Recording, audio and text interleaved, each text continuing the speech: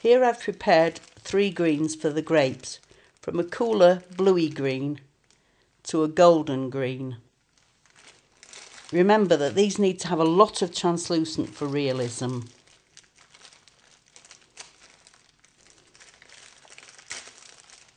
And of course this translucent looks better when it's baked. You can't really see much difference, but when it's baked it's much more obvious. I'm just cleaning the surface of any dust or hairs because they really will show up, especially on close-up pictures.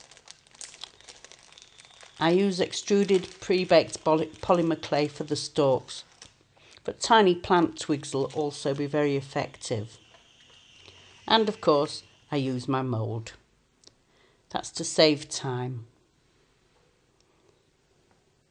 First I choose the darker colour. And of course you have to condition the clay so that it's warmer and softer. When it's nice and soft it takes up the shape of the mould better. So warm hands are best, obviously.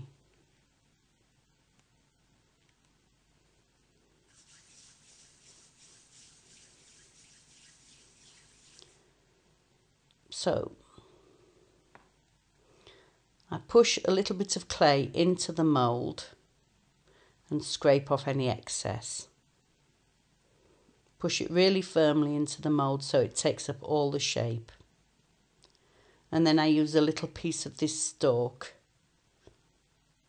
down the little channel that is left in the mould for it.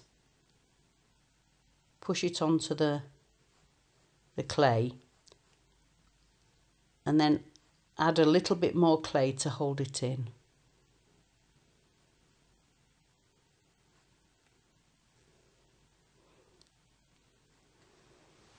Then you just flex the mould and let the moulded grapes out.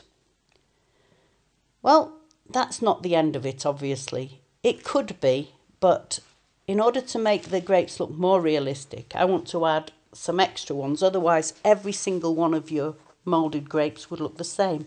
This little trick is to save time making extra grapes. Make a little tube and scrape some off onto each finger. You'll get practiced with this and get them equal every time. Then I roll it onto my hands and simply drop those 3 rolled ones off. Then make 3 more, roll again, drop them off onto the board. 1, 2, 3. Once again, roll and drop them off on the board. I can sit in front of the television making these for ages. Some people could maybe work with 4 fingers, but I think 3's enough. Otherwise, it gets a little bit complicated and they can stick together.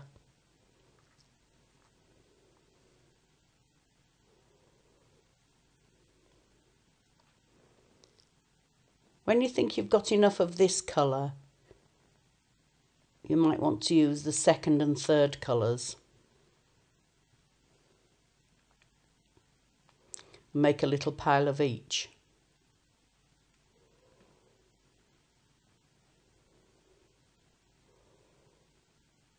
This trick's really effective.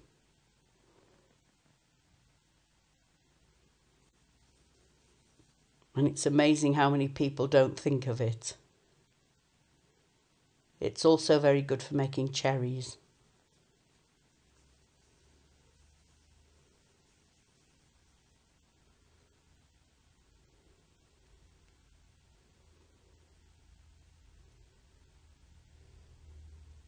It doesn't matter too much if the 3 different colours get mixed up on your tile, because in life the grapes ripen at different times. So here's the lightest one.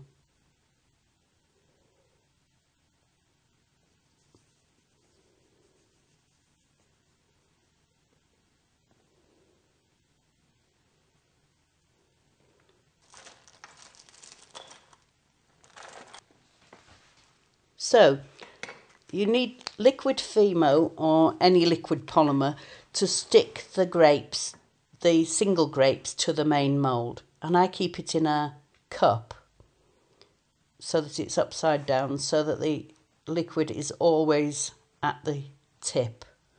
And I just draw a little cross on and put a little bit of extra on the side of my tile. Using a cocktail stick, I damp it with the extra and pick up a few grapes. And these grapes I then stick to the top of the moulded bunch.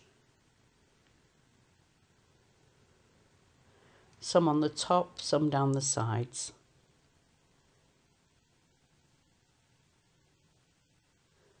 It's like using a glue, but this is much more effective than an actual glue at holding them on, and it's invisible. It's almost like welding polymer clay together. Adding these extra ones on makes every bunch look different and therefore more realistic.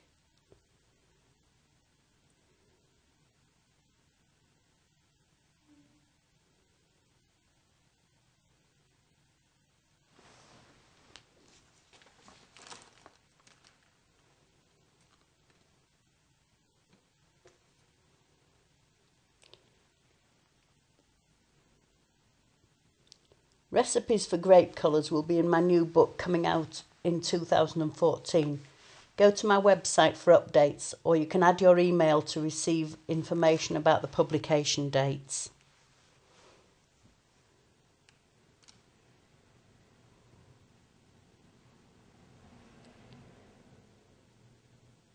Remember, when your clay is cooked, when it's baked, that translucent comes out lighter. You can, of course, just make moulded grapes. You don't need to go to the effort of making the extra pieces of grapes. But I think they look a lot better.